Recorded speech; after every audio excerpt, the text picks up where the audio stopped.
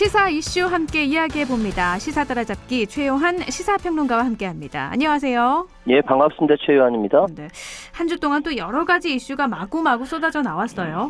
예, 오늘 하루만도 엄청나게 쏟아져 나왔습니다. 맞습니다. 하나하나 네. 좀 짚어보도록 하죠.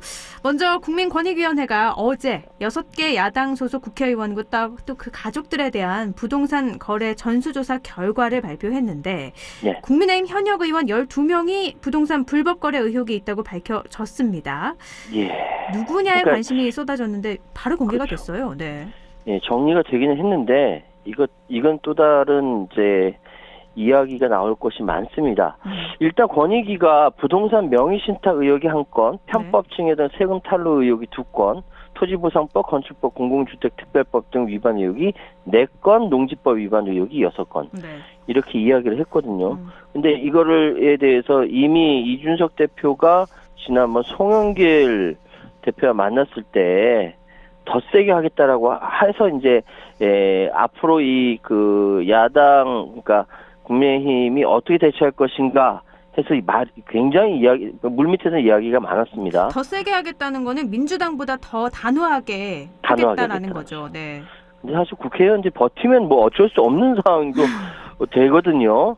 근데 일단은 지금 나온 이제 그 긴급 최고위원회 회의를 통해서 나온 것은 일단 12명 중 비례대표인 한무경 의원은 제명한다. 네.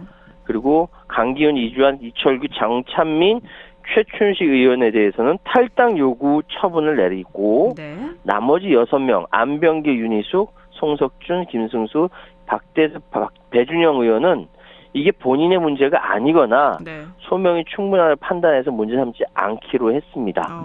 일단 여기까지 보면은 일단락이 된 것이죠. 그래 보이죠. 네. 그런데 문제는 뭐냐면은 이렇게 이준석 대표가 여기 긴급 기자회견을 통해서 이렇게 결정하기 전까지 네. 굉장히 긴장감이 고조가 됐었거든요. 왜냐하면 지도부와 외부 인사들과의 말다툼 내지 언쟁이 있었습니다. 특히 김재원 최고위와 홍준표 의원 사이에 네. 서로 막말이 막 오고 갔거든요. 막말 물론 네. 나중에 뭐 김재원 최고위가 사과하면서 일단은 마무리가 됐습니다만 네. 여전히 지금 국민의힘 지도부와 다른 의원들이라든지 캠프라든지 여기랑 물밑 갈등이 굉장히 크다라는 것이죠. 지금 그 갈등이라는 건 징계 수위를 어떻게 하느냐 이거에 대한 의견 차이라는 말씀이신 거예요? 그런 의견 차이부터 시작해서 네. 솔직히 여기 있는 국회의원들 있지 않습니까? 캠프에 들어가는 사람들 굉장히 많거든요. 그러다 보니까 이 부분에 대해서 예민해질 수밖에 없고 네. 근데 언론에 나오기는 좀 어려운 거죠. 우리 캠프에 있는 누군데 이거 어떻게 해달라고 얘기하기 어려운 거죠. 그러니까 이 부분이 그래서 사실은 물밑에서 갈등 요소가 굉장히 컸던 것이고 네. 드러내놓고 얘기하지 않더라도 어떻게 될 것인가 네. 초미에 관심을 두고 있었는데 네. 일단 현재 나온 것으로 제명은 비례대표인 한무경 의원 제명 하나로 일단은 정리가 됐어요. 네. 남은 탈당 요구 처분까지 들어간 거거든요. 네. 그러면 이 상황이 대선 지나고 나서는 다시 어떻게 정리가 되지 않을까 뭐 이런 생각이 들고요. 여러 가지 이야기들이 많이 나오고 있습니다. 근데 이 제명은 확실히 제명이 되는 거고 탈당 권유라는 거는 자진해서 탈당해라 이런 말이잖아요. 그래서 그렇죠. 아까도 말씀하셨다시피 그냥 버티면 방법이 없다라는 말씀. 예를 들어서 그 네. 억울하다라고 하면서 네. 민주당 같은 경우 우상호 의원이 네. 탈당하지 않고 버텼거든요. 네. 그리고 무혐의 처분이 나왔어요. 네. 이런 상황이 있을 수가 있다라는 거죠. 지금 그 국민의힘에 있는 12명 가운데도 이런 상황이 있을 수 있기 때문에 네. 탈당 권유 요구 처분이 나오긴 했지만 이 중에서 흔쾌히 그래 나 탈당할게라고 할 사람이 몇 명이 될지 잘 모르겠고요. 네. 그리고 뭐 충분히 소명됐다라고 이야기된 6명도 과연 제대로 소명이 된 것인가? 네. 왜냐하면 이번에 그 부동산 문제가 조사할 수 있는 범위가 자식이나 부모, 이 범주 안에서만 조사가 됐거든요. 네. 형제 안 들어갔어요. 네. 예, 조카 안 들어갔어요. 이런 상황이라고 한다면은 이제 조사에 한계가 있다라는 건 누구나 다 알 수 있는 부분이고요. 이 문제는 나중에 또 누군가 또 이렇게 뭐 양심선언하면서 드러날 수 있는 부분이고 예, 정치권이 모범을 보여야 되는데 이런 부분들이 계속 문제가 되고 있네요. 네, 예. 실제로 탈당 권유 받은 의원들은 소명이 받아들여지지 않은 거에 대해서 억울함을 계속 호소하고 있고요. 앞으로도 그럴 걸로 보이고 또 더불어민주당에서도 이때 전수조사 했을 때 탈당 권유를 받았지만 지금 뭐 결론적으로는 비례의원 2명만 당을 나간 상태인 거라 어떻게 될지는 계속해서 아마 지켜봐야 되지 않을까 싶습니다. 안 그럼 또 다른 당에서 어떻게 했는지 보고 네. 그럼 우리도 거기에 맞춰서 하겠다라는 것이겠죠. 이게 좀 공교롭게도 인원도 같아서요. 12명과 네, 그렇죠 말입니다. 어떻게 이렇게 나왔는지 신기하기도 한데 국민들의 눈이 저는 계속돼야 권익위원회에서 일부러 맞췄다라고 생각은 하지 않는데 네. 그럼에도 불구하고 이런 부분들에 대해서는 국민들이 의아해할 수 있다라는 부분은 지적하겠습니다. 네, 알겠습니다. 주제를 넘어가 보면 이것도 또 뜨거운 주제입니다. 부산대가 4개월간 조국 전 장관 딸이죠. 조민 씨의 입학과 관련한 의혹들을 조사를 했는데 의학전문대학원 입학을 취소하기로 결정을 했어요. 예. 취소하기로 결정을 했는데 저는 이 부분에 대해서 보면서 이게 무슨 말이야 라고는 생각이 들었어요. 왜 그런지 저도 그렇게 느꼈는데요. 한번 설명을 해주시죠. 네. 일단 부산대 설명은 이렇습니다. 서류 평가에서는 1차 서류 통과자 30명 중 조 씨가 그러니까 그 조국 전 장관의 딸이죠. 조 씨가 19위를 했고 전적 대학 성적이 3위였고 공인 영어 성적은 4위였다. 자기소개서 내용에서도 허위 경력과 동양대 표창장 내용은 인용하지 않았고 의료 봉사활동에 관한 것이 주 내용이었다. 그러니까 이제 스펙에 관한해서는 법원 판결이 설령 맞다 하더라도 입학에는 전혀 영향이 없다라는 이야기거든요. 그렇죠. 더군다나 조 양의 성적이 우수했고 근데 왜 취소했냐. 그러니까 당시 모집 요강에만 기재 사항이 사실과 다를 경우 불합격 처리한다고 명기되어 있고 고등교육법이나 부산대학칙에도 해당 근거 규정은 없었다. 그러니까 학생에게 준수하라고 한 내용은 우리 대학본부도 준수해야 할 필요가 있다. 결국은 법에도 학칙에도 없고 학생들의 주의사항을 줬는데 그거 지키지 않았다. 그래서 취소했다라는 거죠. 그러니까 입학에는 그런 부분이 뭐 표창장 위조나 이런 부분에 대해서 평가가 되지 않았으나 어쨌든 잘못된 부분이면 그거에 대한 평가를 내려야 되니 입학을 취소하겠다. 그러니까 그 입학이 취소가 될 만한 사안인지는 전 잘 모르겠어요. 근데 여기서 더 중요한 거는요.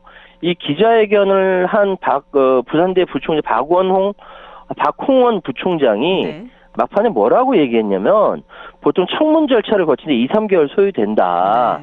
라고 하면서 대법원 판결에서 판결이 뒤집히면 행정처분 결과도 바뀔 수 있다. 대법원 판결이 난 대로 판결 취지 살펴보고 결정할 내용은 예단하기 어렵다. 근데 저는 이렇게 얘기했어요. 이 부분이 궁금한 게 부산대가 처음에는 법원 최종 판결 나오면 그때 조민 씨의 입학 여부를 결정하겠다고 했는데 지금 내용도 그렇게 나와 있고요. 그런데 굳이 왜 입학 취소를 결정을 한 거예요? 그러니까요. 이게 전 그래서 결국은 이제 이쪽도 저쪽도 다 만족시키려고 얘기한 거 아니냐라는 생각이 드는 거예요. 이쪽도 저쪽도라는 거는요, 그러니까 조국 전 장관에 대해서 입장이 갈리니까 더군다나 지금 상황은 조국 전 장관의 원래 사건은 위계에 의한 사모펀드 사건이었지 않습니까? 그게 아니고 지금은 딸의 표창장 입시 문제로 번졌으니까 여기에 대해서 갈리고 있기 때문에 즉 이 박 부총장이 얘기한 거는 이 상황에서 2, 3개월 걸리는데 대법원 판결에서 뒤집어지면 이거 뒤집겠다는 얘기거든요. 그러니까 저는 이쪽도 저쪽도 마음에 들거나 이쪽도 저쪽도 마음에 안 들거나 둘 중에 하나라는 거죠. 아무것도 할 수 없는 상황에서 뭐라도 해야 됐으니 이런 결정을 내렸다. 이렇게도 들리는데요. 근데 제가 굳이 그렇게까지 말씀드리고 싶지는 않았는데 굳이 그렇게 말씀하셨으니까 찬성하겠습니다. 제 얘기 아닙니다. 우리 앵커님 얘기입니다. 알겠습니다. 제가 해석한 거고요. 조민 씨는 그러면 1월 지금 의사 국가고시에 최종 합격을 해서 2월부터 인턴으로 근무 중이잖아요. 근무 중에 있죠. 그러면 지금 이렇게 취소가 되면 의사 면허도 무효가 되는 건가요? 지난해 취득한 의사 면허도 박탈될 것으로 보입니다. 의료법 5조에 의사 면허 취득 자격이 의대 의전원 졸업자여야 한다는 규정이 있기 때문에 그렇고요. 그래서 지금까지 이제 인턴 생활을 하고 있는데 일단은 취소가 될 것으로 보입니다. 아, 조국 전 장관 오늘 SNS에 고통스럽다 이런 예. 글로 입장을 좀 밝혔는데 혹시 조민 씨가 이 부산대 결정에 불복해서 소송을 하거나 그럴 가능성도 있지 않나요? 글쎄요, 그럴 수도 있겠는데 네. 지금은 뭐 엄마도 그렇고 아빠도 다 초긴장 상태고 네. 예, 청문 절차를 거쳐 최종 그 부산대 발표는 행정절차법상 예비행정 처분이거든요. 네. 이 청문 절차를 거쳐서 최종 처분이 확정되는데 네. 그게 2, 3개월 걸린다는 거죠. 2, 3개월 후에 또 어떻게 얘기될지 모르지만 제가 보기엔 이게 대법원 판결 나오면 그 다음 뭐 이 부분에 소송을 한다든지 그렇게 되지 않을까 그런 생각이 드네요. 대법원 판결이 지금 어떻게 나오느냐에 따라서 또 바뀔 수 있는 거니까 그 부분도 계속해서 보고요. 예, 지금 국회는 또 그야말로 폭풍전야입니다. 맞습니다. 네, 더불어민주당이 내일 국회 본회의에서 언론중재법 개정안을 최종 의결할 방침으로 알려졌습니다. 뭐 단독으로라도 처리를 해서 통과를 하겠다는 입장이라서 뭐 강하게 반대하는 국민의힘과의 충돌 예상이 충분히 되는 상황이에요. 예, 맞습니다. 국민의힘 같은 경우는 본회의 필리버스터까지 검토하는 상황이기 때문에 네. 이것에 염두에 두고 맞토론까지 준비하고 있다. 네. 이건 불태전이라는 소리죠. 지금 박완주 정책위 의장은 기자간담회에서 언론중재법과 관련해서 25일 본회의 상정 변함없는 것으로 안다. 네. 뭐 정책위 의장이 안다라고 하면 된다라는 것이죠. 네. 이 상황에서 다른 이제 뭐 최고위원이라든지 모두 다 국민의힘이 설사 필리버스터를 불사한다 하더라도 네. 우리는 오히려 개인적으로 환영한다 라면서 생방송으로 필리버스터에 대해서 제대로 토론해보자라고 네. 이야기를 하고 있는 것이고요. 네. 그래서 이게 만약에 이렇게 되면 송영길 대표가 직접 등판해서 맞불 연설을 하려는 생각도 가지고 있다라고 원내 지도부 관계자가 이야기를 하고 있습니다. 네. 그래서 지금 일단은 민주당 입장은 이 언론중재법에 대해서 가짜뉴스 피해 구제법이라고 보고 있는 것이고 네. 국민의힘을 비롯한 야당에서는 대선용 재갈 물리기법이라고 보고 있는 것이기 때문에 그렇죠. 전혀 바라보는 관점이 전혀 다르고 프레임이 전혀 다른 것이거든요. 그러니까 민주당 같은 경우는 언론중재법 이 자체는 문제가 없고 네. 기성 언론이 본질을 호도하고 있다라고 하면서 여론전을 벌이고 있고 네. 의석수로 부족한 국민의힘 같은 경우는 이 부분은 과거에 있었던 뭐 독재 정권이 하는 법이다 네. 라는 입장을 가지고 있는 것이죠. 지금 이게 내일은 필연적으로 부딪힐 수밖에 없다라고 말씀드리겠습니다. 필리버스터가 실제로 이루어지면 송영길 대표가 직접 등판해서 뭐 맞불 연설한다 이런 말씀도 하셨어요. 예. 환영한다 이런 입장이라서 얼마나 강력한 의지가 있는지가 느껴지는데 지금 이 가짜 뉴스를 막겠다, 가짜 뉴스를 피해보는 사람 없게 하겠다 이게 취지잖아요. 그런데 핵심안을 좀 보면 최대 5배에 달하는 징벌적 손해배상 내용이 있는데 이걸로는 가짜 뉴스 못 막는다. 이거는 모두가 다 공감하는 부분인 것 같아요. 그러니까 지금 이 상황이 이걸로는 제대로 못한다, 더 강해져야 된다라고 민주당 내에서 얘기하고 있는 거예요. 네. 근데 이것조차도 못하게 하냐라고 민주당에서는 얘기하는 것이고, 그리고 이제 국민의힘 쪽은 이거 자체가 문제다라고 얘기하니까 네. 서로 간에 대화를 할 때 야, 너 우리 뭐 이렇게 이야기하면 그래 뭐 이렇게 얘기했는데 전혀 다른 데 방향을 보고 다르게 이야기하는 거죠. 대화가 안 되는 겁니다. 근데 지금 뭐 박용진 의원이나 김두관 의원, 이낙연 전 대표 같이 여당에서도 우려의 목소리는 또 나오고 있어서요. 사실은 지금 여러 가지 이야기가 나올 수밖에 없는 것이 뭐 각각이 바라보고 있는 관점, 처한 입장 네. 다 다르기 때문에 그렇고 네. 특히 김두관 의원이나 박용진 의원 같은 경우는 대선 후보로서 지금 논외의 입장이다 보니까 네. 뭔가 이슈를 던져야 하는 입장이고 그런 입장은 충분히 이해합니다. 예. 뭐 어떤 식으로든 많이 언급이 돼야 되니까. 그럼요. 그래야만 해야 되는 입장이죠. 알겠습니다. 가짜 뉴스를 어떻게 구분할 것인지부터 좀 막히는 부분이 있어서 내일 너무나도 충돌이 예상이 돼서 또 다음 주에 이 부분은 짚어보도록 하고요. 예. 국민의힘 1위 대권주자 윤석열 전 검찰총장의 지지율이 답보 상태예요. 그런데 추격하는 경쟁 주자들의 희비가 엇갈리는 모습이라고요? 지금 사실은 윤석열 전 검찰총장이 악재를 많이 당하긴 했는데 네. 타격은 그렇게 크지 않아요. 그 대신 이제 올라가지도 않은 상태에서 지지율이 답보하고 있는 상황이죠. 네. 근데 이제 뒤를 이렇게 추적하는 주자들이 굉장히 많이 있는데 각각의 그 입장에 따라서 조금씩 차이는 있습니다만 어쨌든 그다지 이렇게 활발하게 움직여지는 사람은 없고요. 딱 한 사람 홍준표 의원만 네. 2위 주자로서 굉장히 뚜렷한 상승세를 보이고 있다는 거죠. 지지율이 확 올라갔어요. 제가 이 라디오 방송을 통해서 어느 여론조사 업체 몇 % 말씀드리는 것은 굉장히 부적절하기 때문에 네. 그렇게 말씀을 드리지 않겠고요. 네. 저희가 이 다만, 여론조사에 대해서는 내일 짚어볼 거니까요. 그 예, 부분은 네, 내일 청취해 주시면 될 것 같아요. 다만 제가 말씀드린 각각의 후보들의 입장은 어떻고 어떤 상황인지만 말씀을 네네. 드릴게요. 지금 1위 윤석열 그 전 검찰총장 같은 경우는 부자 몸조심하고 있는 겁니다. 이거는 뭐 1위 주자는 뭐 여당에서도 이재명 후보 같은 경우도 마찬가지고요. 부자 몸조심하는 그럼요. 형태요. 네, 부자 몸조심이 딱 맞을 표현일 겁니다. 네. 그런데 2위 후보 같은 경우 또는 조금만 더 이렇게 하면 따라잡을 수 있다라고 생각하고 기대하고 골든크로스를 기다리고 있는 후보라든지 그 3위 후보 같은 경우는 바짝 조여야 하는 입장이거든요. 네.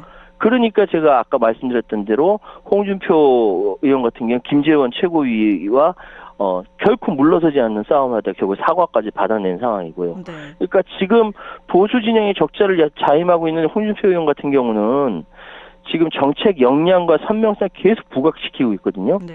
그래서 이제 이 상황에 대해서 잘 관망하고 있는 보수층 가운데 윤 전 총장의 행보에 조금 실망한 일부 유권자층을 일부 흡수한 거 아니냐 이런 이야기가 나오고요. 네.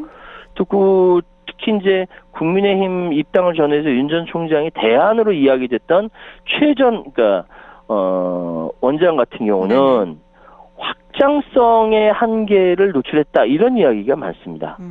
최재형 전 감사원장 같은 경우는 여전히 낮은 인지도를 극복하지 못하고 지지부진하고 있다. 네. 여기는 어디로 갔느냐라고 했을 때, 윤석열 전 검찰총장한테 간 게 아니라 부각되고 있는 네. 홍 의원한테 갔다라는 이야기들이 많고요. 네. 또 원희룡 전 제주지사 같은 경우는 지금 요번에 양쪽의 윤 전 총장과 네. 이준석 대표랑 동시 타격하면서 존재감은 드러내는데 네. 지지율 면에서 오히려 실점이 컸다. 네. 뭐 이런 얘기들이 있습니다. 그러니까 지금 이렇게 얘기가 되는 거는 내부에서 합종 연횡이 될 경우 누가 우세하게 된다라고 말 못한다라는 것이죠. 특히 지금 주목하고 있는 것은 2위 주자인 홍준표 의원과 3위 주자인 유승민 전 의원 같은 경우는 네. 둘이 연합하게 될 경우에는 상황이 달라질 수 있다라는 것이거든요. 네. 그리고 또 지도부 내에서도 막 갈리고요. 네. 그러니까 여기가 굉장히 살얼음판 걷고 있는 국민의힘은 그런 상황이다라고 말씀드리겠습니다. 추석 전후가 돼서 확 네. 바뀔 수도 있다. 이런 얘기도 나오더라고요. 그거 그렇진 않아요. 그렇진 않은데 네. 왜냐하면 추석이라든지 그 사람들 많이 만나게 되는 상황이기 때문에 계속 이야기가 많이 나오니까 그렇게 기대하는 경우가 예전부터 많이 있었지만 네. 꼭 그렇지는 않습니다. 오히려 가족끼리는 더 정치 얘기 안 하는 경우가 많고요. 요즘엔 가족끼리 정치 얘기했다가 싸움 나는 게 예. 어떻게 보면 다 국룰이 돼가지고 조심하는 예. 부분도 있죠. 저도 알겠습니다. 조심합니다. 네. 그리고요, 이번에 또 안타까운 일이 있었어요. 공군, 해군에 이어서 이게 무슨 일입니까? 육군까지 상관으로부터 성추행을 당한 여군 부사관이 극단적인 시도를 했어요. 그러니까 이게 도대체 국방부를 이걸 어찌해야 합니까?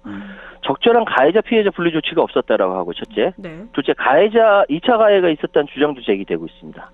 그리고 더군다나 공군과 해군의 성추행 피해 부사관의 사망 사건과 굉장히 유사한 사례다라는 이야기까지 나오고 있어요. 네. 저는 이거 처음 접할 때마다 해군 얘기 들었을 때도 공군 뉴스에 잇따라 나온 건가 했더니 공군이 아니라 해군이었고요. 이번에도 육군이었어요. 너무나도 맞습니다. 비슷해서요. 네. 계속 나오고 있는 거예요. 그러니까 이 피해자 부사관의 언니가 청와대 국민청원 게시판에 올린 글에 사건 조사 과정에서 신고 막으려는 회의와 합의 조용이 있었다. 네. 적절한 분리 조치가 되지 않았다.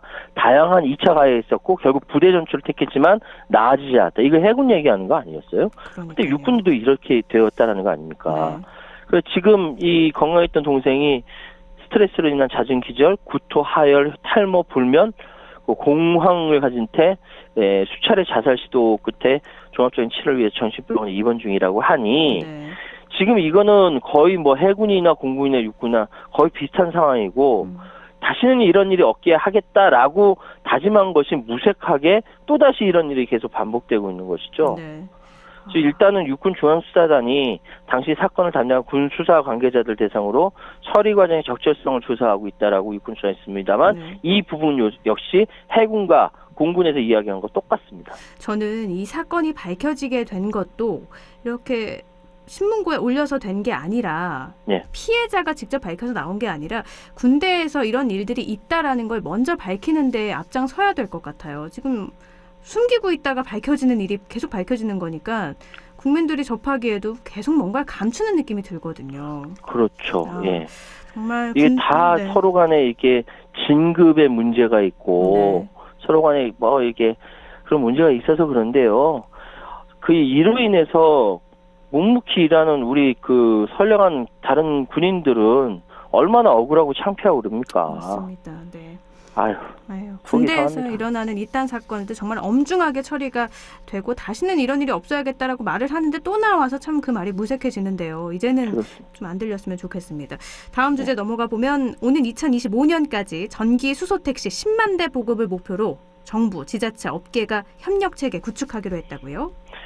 보도는 굉장히 긍정적으로 굉장히 많이 잘 나왔어요. 네, 또 이대로 희망적이에요. 됐으면 좋겠는데 지금 이야기는 전기 수소 택시 보급을 확대해서 미세먼지와 온실가스 배출량을 줄이고 수송 부분의 탄소 중립을 달성하는 것을 목표로 한다라고 합니다. 네.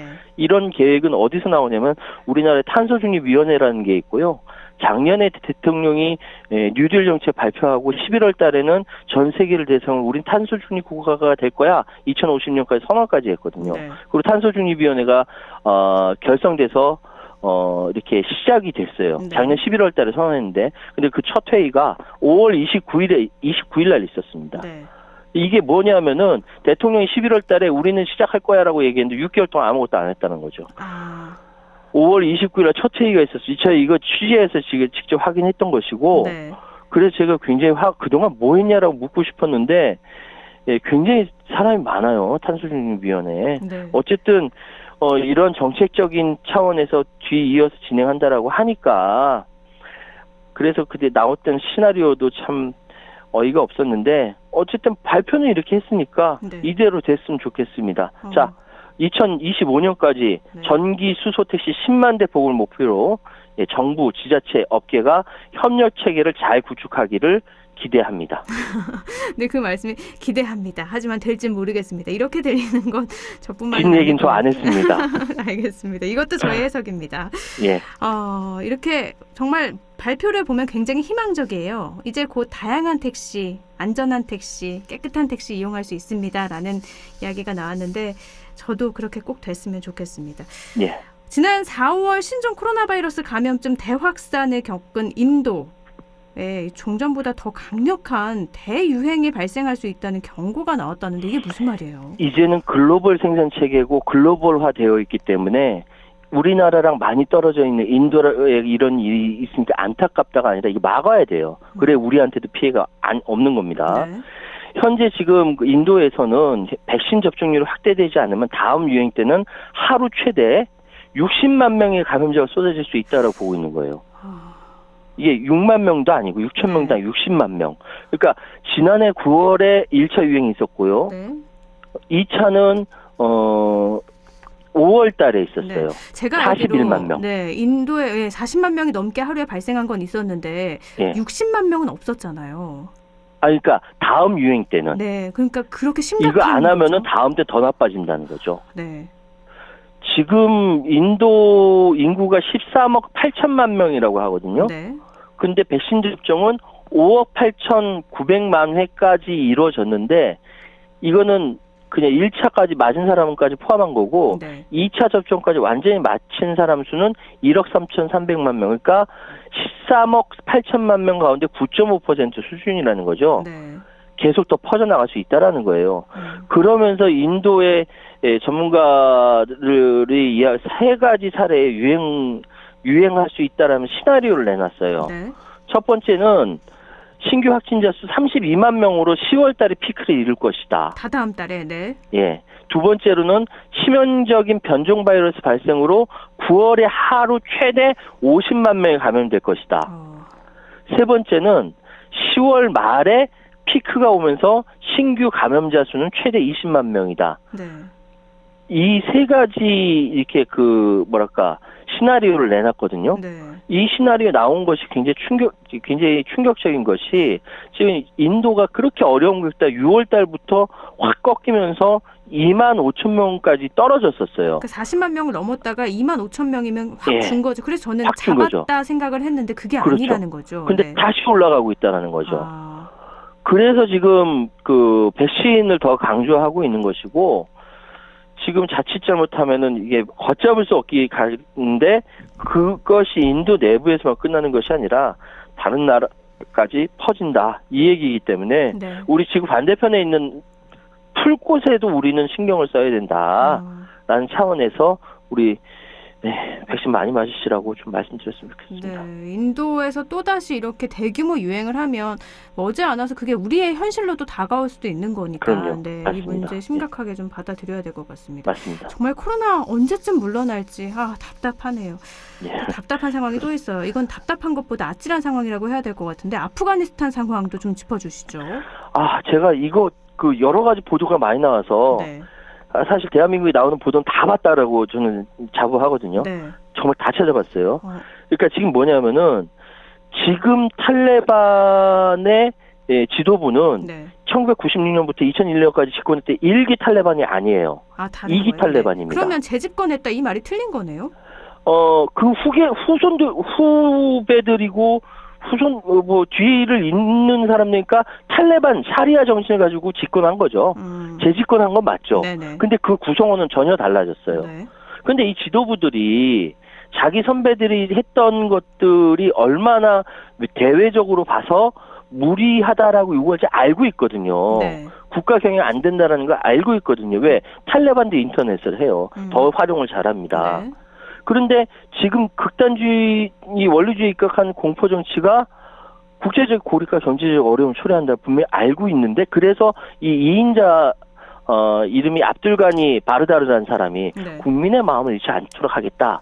여성도 히잡을 쓰면은 일할 수 있고 학교 갈 수 있다라고까지 얘기를 했는데 네. 지금 보니까 막 보복하고 여러 가지 일들이 벌어지고 있다라는 좀 거잖아요. 말과 안 맞죠. 인권 탈레반에서도 지키겠다. 그리고 합법정부 인정 받겠다 그러면서라고 했는데 아니라는 거죠. 그러니까 이게 왜 그럴까 하고 찾아보니까 어떤 생각이 드냐면은 이 사람들 정말 20년 동안 정말 힘든 고난의 행군을 걸었다. 북한과처럼. 네. 그런데 외부 세계에 대해서 많이 알게 됐다. 그 이유는 뭐냐면 그걸 알 수 있는 거는 확실히 자살 폭탄 테러는 줄어들었어요. 네. 예전과 달라요. 네. 그런데 이렇게 다른 측면에서 이렇게 집권할 수 있게 끈덕지게 뒷받침한 활동가들과 무장전사들 네. 이 밑에서 실제로 일하는 사람들의 생각이 탈레반 지도부와 똑같은 생각을 갖고 있느냐? 네. 그렇지 않을 수도 있다. 어쩌면 이 내부에서 진보와 보수는 아니든지 좀 다른 생각을 가지고 수 있다. 활동가들과 무장전사들은 우리가 이겼으니까 이제는 우리가 집권했으니까 하면서 근데 위에서는 여성들을 잘 봐주래. 난 못하겠어. 이렇게 생각할 수 있다라는 거거든요. 이전엔 안 그랬는데 왜 갑자기 바꿔? 라는 입장이 있을 수 있다는 거죠. 그렇죠. 네. 그러니까 지도부의 말이 아랫단위까지 먹히지 않을 수도 있고 어쩌면 내부에서 벌써부터 분열이 되었을 수도 있지 않을까. 근데 의도적으로 바깥 세계에는 저렇게 유화적인 제스처를 취하지만 내부에서는 또 다른 입장 가지고 있을 수 있는 거 아니냐라는 등의 여러 가지 추측을 할 수가 있습니다. 이건 제가 어디서 들은 건 아니고 제가 이렇게 제 뇌피셜로 제 스스로 이렇게 판단을 하고 있는데 왜냐하면 보도에 나오는 그 여성을 살해했다라는 이 자체가 또 서방 언론에 가짜뉴스다라고 얘기가 나오는 것도 굉장히 많거든요. 네. 그러니까 이제 각각의 생각이 아. 다르고, 근데 중요한 것은 뭐냐면 정말 이 안에서 굉장히 혼란스러워하고 거기에서 직접적인 고통을 받고 있는 것은 아프가니스탄의 국민들이다. 이렇게 말씀드릴 수 있겠습니다. 세계의 관심이 필요로 한 건 맞다.